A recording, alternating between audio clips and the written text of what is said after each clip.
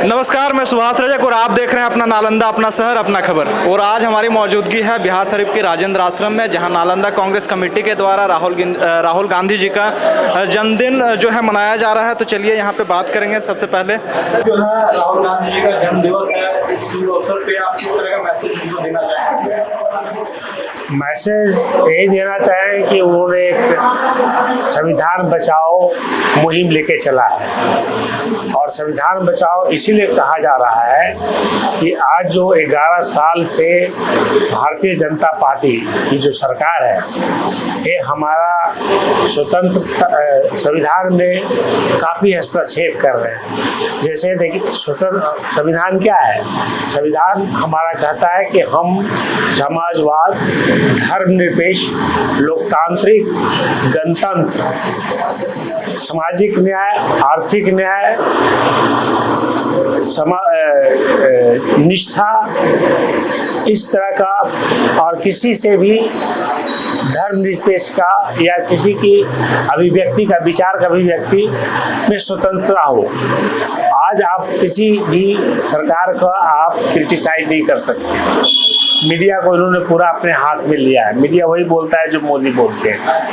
तो 11 सालों में इन्होंने संविधान के अगेंस्ट काम करना शुरू कर दिया है। जैसे इन्होंने लेटरल एंट्री किया, इन्होंने स्टेट को जो मिलना चाहिए, जो संघीय ढांचा हमारा है कि केंद्र का अलग पावर है, स्टेट का अलग पावर है, उसमें भी मोदी सरकार ने इंटर शुरू कर दिया। तो हम यही कहना चाहेंगे कि जो संविधान बचाओ और जिसकी जितनी जनगणना के अनुसार जितनी हिस्सेदारी है उसकी भागीदारी मिलनी चाहिए, तभी सभी सामाजिक और आर्थिक न्याय मिल पाएगा जो राहुल जी का है। तो हम चाहते हैं कि आप लोग सभी जनता मिल करके उनके सपनों को साकार करें। यही मतलब हम यही कहना चाहेंगे उनके जन्मदिन पर। सर, कल जो हुआ आपके यहाँ पे, उसको लेकर आप क्या, कार्यालय में जो कल हुआ उसको लेकर आप क्या कहेंगे? देखिए, उस पर हम ज़्यादा कमेंट तो नहीं कर सकते, लेकिन जिन्होंने भी किया है उनको कांग्रेस पार्टी से निकाल देना चाहिए परमानेंटली। वो एक तो हमें किसी ने कहा कि 6 साल के लिए, मैं कहता हूँ कि ऐसे आदमी को कांग्रेस पार्टी में नहीं रहना चाहिए, चाहे कोई भी हो, जिसने भी किया। This should be expelled out. क्या विपक्ष की पार्टियों का प्रोपेगेंडा हो सकता है? विपक्ष की पार्टियों का, हम विपक्ष की पार्टियों को क्यों देखें? अभी तो हम उसको देखें, पढ़ा लिखा आदमी है, जो भी किया, मैं नाम नहीं लेना चाहता, दिमाग है उसका, ठीक है, और खुद ही वो जनता का प्रतिनायक रह चुका है। तो विपक्ष का कोई रोल हो सकता है, मैं इस पर कोई आर्गुमेंट करना नहीं चाहता। सर, अभी आपने बोला कि जैसे मीडिया जो हम उस पर बात नहीं करना चाहते आप लोगों से। कल की घटना को लेकर के हम आज आए हैं मैनिफेस्टो की मीटिंग को लेकर के, और मैनिफेस्टो की मीटिंग कांग्रेस का और महागठबंधन का जो मैनिफेस्टो बन रहा है, संकल्प पत्र बन रहा है, हम चाहते हैं कि जो जनता का जो मांग हो उसको हम संकल्प पत्र में डालें। इसी के लिए हम आए हैं। इस पर अगर आप कुछ जानना चाहते हैं तो हम बताएंगे। मेरा एक छोटा सा सवाल है सर, जैसे आपने अभी कहा कि मीडिया जो है मोदी की भाषा बोलती है, अभी आपने देखा कि राजगीर में राहुल गांधी जी आए हुए थे संविधान सुरक्षा सम्मेलन को लेके, जहाँ पे संविधान की चौथे स्तंभ कहे जाने वाले मीडिया ही अलाउड नहीं थे। इस पे क्या कहना चाहेंगे आप? क्या बता तो दिया मैंने कि स्वतंत्र, आज हमारा संविधान खतरे में। इससे देखिए, मीडिया एक पार्ट है स्वतंत्रता का, विचार अभिव्यक्ति।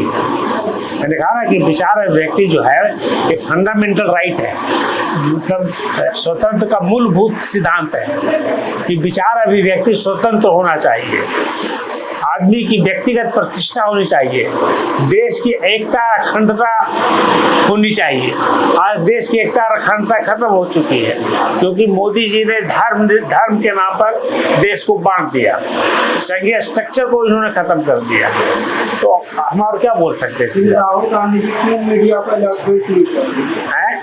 राहुल गांधी जी मीडिया को अलाउ नहीं किया था अपनी राजनीति का प्रोग्राम में? राजगीर जब आए थे तो मीडिया वालों को एंट्री क्यों नहीं दिए थे? वो अपना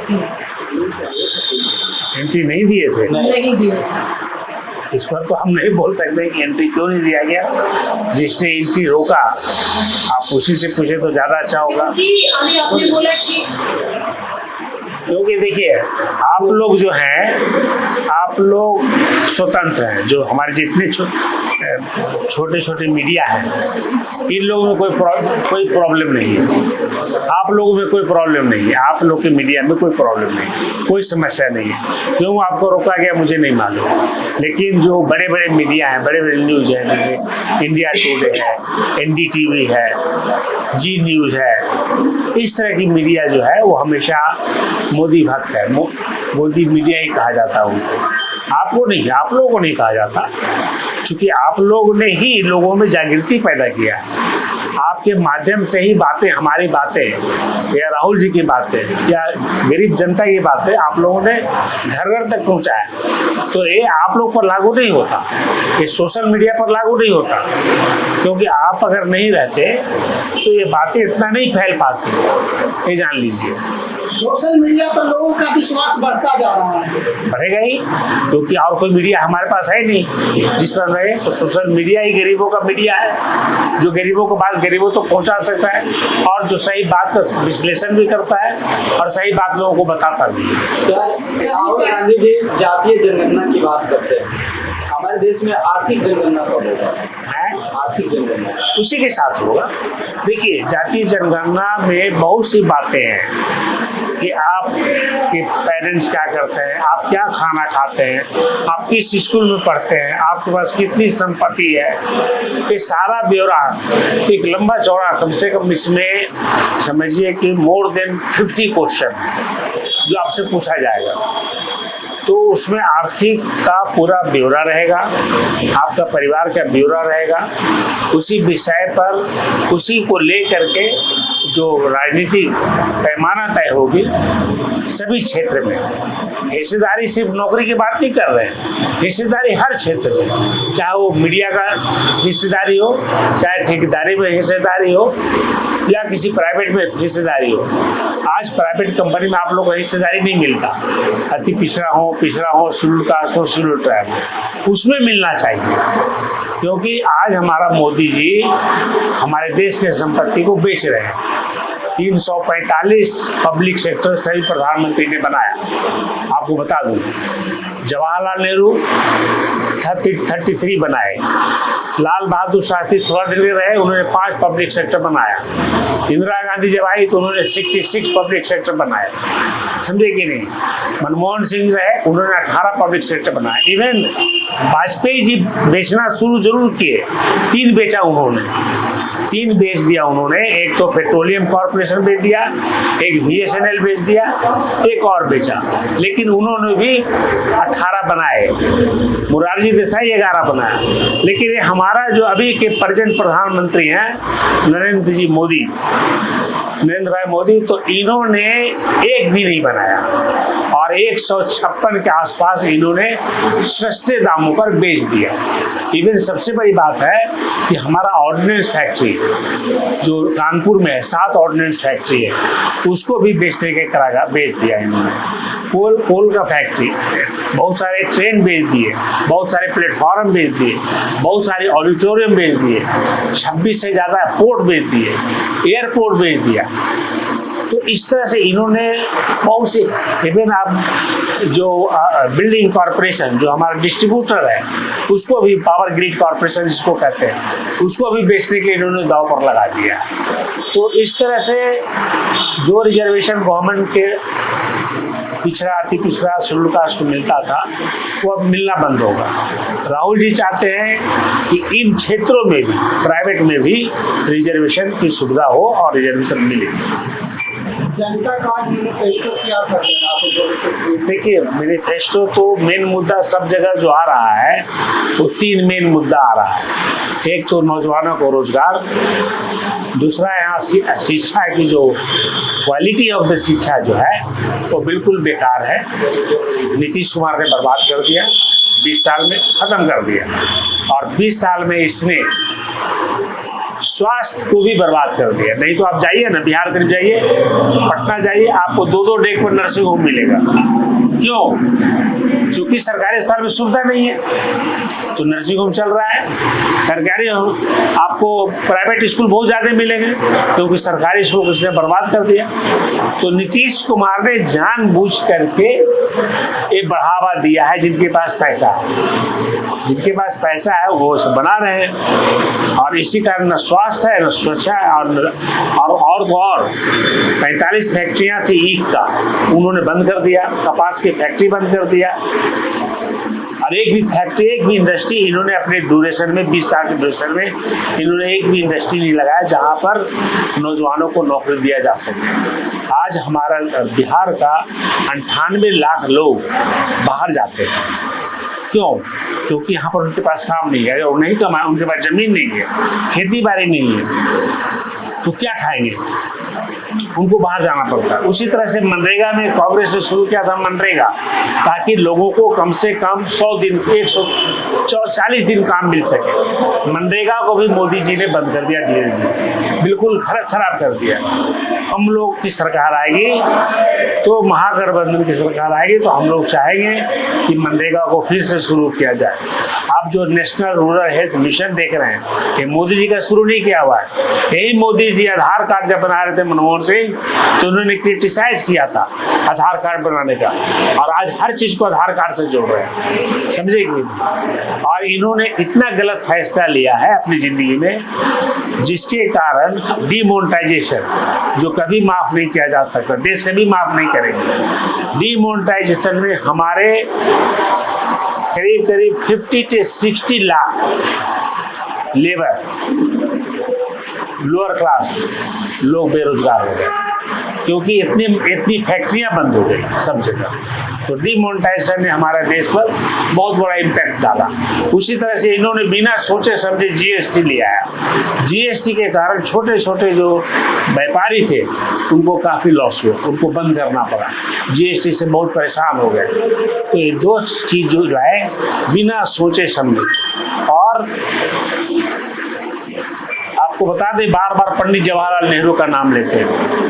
पंडित जवाहरलाल नेहरू, महात्मा गांधी, बाबा साहब अम्बेडकर और मौलाना आजाद, ये 4 आदमी मिलकर के इस देश में ऐसी ऐसी बातें कही। जैसे पंडित जवाहरलाल नेहरू के लिए वो धर्मनिरपेक्ष की बात करते थे, वो लोकतंत्र की बात करते थे। बाबा साहब समाजवादी और जाति प्रथा का निर्मूलन की बात करते थे। महात्मा गांधी ने कहा अहिंसा की बात, सहिष्णुता की बात करते थे। और मौलाना आजाद ने उसी समय कहा था कि जब तक शिक्षा की विकास नहीं होगी, किसी भी देश का या राज्य का विकास नहीं हो सकता। और ये चारों चीज को ये प्रेजेंट सरकार है, चाहे वो जनता दल यूनाइटेड का हो चाहे बीजेपी का सरकार हो, इन्हीं दोनों की सरकार 20 साल में है, ये चारों सिस्टम को खत्म कर दिया। तो हमारा जो स्वतंत्रता है वो आज खतरे में पड़ गया। ये मैं आपको बताना चाहता हूँ। बीजेपी का जो मैनिफेस्टो है अमेरिकी पैटर्न पर चल रही है, क्योंकि वहाँ पर जो है मूल निवासी जो है कम संख्या में है, अतिथि जो है वहाँ पर अधिक है। तो वहाँ पर जो मूल निवासी है उनको प्रलोभन देकर के वोट बैंक बनाया जाता है। उसी प्रकार से क्या भारत में भी मोदी जी के द्वारा बीपीएल का अनाज जो दिया जाता है, क्या इसका भी प्रभाव पड़ेगा? पड़ रहा है, पड़ेगा नहीं बोलिए, पड़ रहा है। उसने हमारे लोगों को 80 करोड़ लोगों को उसने भिखमंगा बना दिया। आप देखिए, किसी से आप पैसा मांगने जाइए, आपको अपने मन में तकलीफ होता है। और आज मेरा गरीब मजदूर किलो अनाज के लिए लाइन में खड़ा हुआ है, कैसा उसकी मानसिकता कहाँ से डेवलप हो सकता है? मानसिकता को इन्होंने खराब कर दिया। और ये पूरा हल्ला करते हैं मोदी जी कि हमारा जो आर्थिक में हम जापान से ऊपर हैं। आपको बता दूं, मोदी जी को समझ में नहीं आ रहा है कितना लोगों के साथ बेईमानी कर रहे हैं। हमारा प्रति व्यक्ति आय $1800 है, समझे? और जापान का प्रति व्यक्ति आय $33,000। और जब भी 4000 नीचे से जो डॉलर कम होता है वो सबसे मध्यम श्रेणी का देश माना जाता है। और ये बाहर में हल्ला कर रहे हैं क्योंकि ये नहीं देख रहे कि हमारे आबादी, हमारे लोगों की इनकम कितना है। ये बोल रहे हैं कि हमें इतना पैसा, हमारा इतना पैसा आ गया। कांग्रेस के समय में 40 रुपये कड़वा तेल हुआ था तो इंदिरा गांधी की सरकार हिल गई थी। क्या मोदी जी के समय में अभी गैस का रेट और अन्य चीजों की अपेक्षा बहुत ऐसे सामान है जिनका रेट अधिक हो गया है, फिर भी क्या इसका जवाब जनता देगी? नहीं दे रही है। तभी तो आप लोगों ने इस बार भी कांग्रेस को, आरजेडी को आप लोगों ने हराया। यहाँ से कांग्रेस और जेडीयू अच्छे पार्टी से, अच्छे नंबरों से ले गया। हमारी जनता नहीं समझ रही है, यही जनता को समझाने आया हूँ कि अभी भी समझ जाओ आप लोग।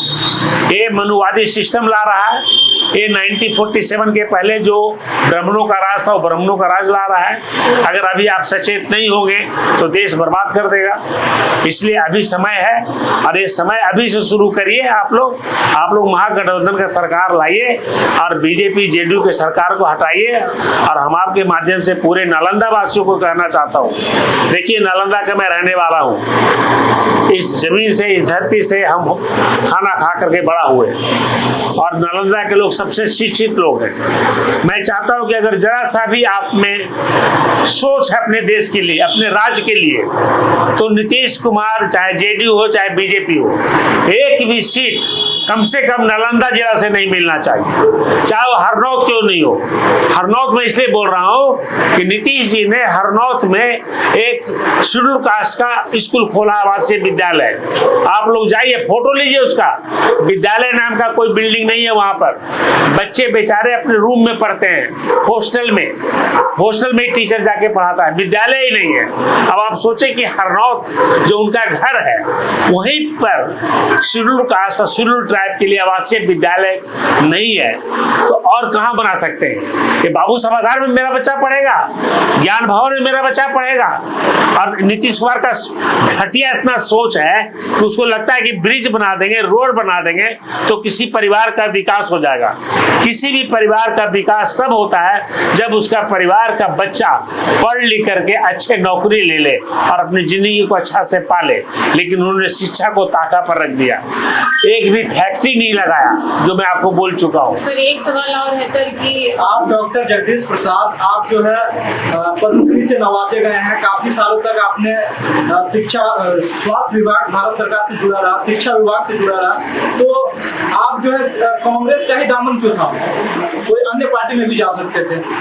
देखिए, कांग्रेस एक राष्ट्रीय पार्टी है और ये आप जान लीजिए, कोई भी लोकल पार्टी है बीजेपी को नहीं हटा सकता। मेरा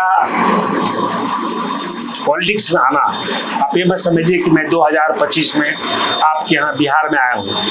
मैं 2021 में भी मैं गया था यूपी और योगी आदित्यनाथ को हराने के लिए हमने पूरे शेड्यूल कास्ट को, पूरे पिछड़े समाज को, अखिलेश यादव को जिताने के लिए हम लोग ने जी जान लगा दिया।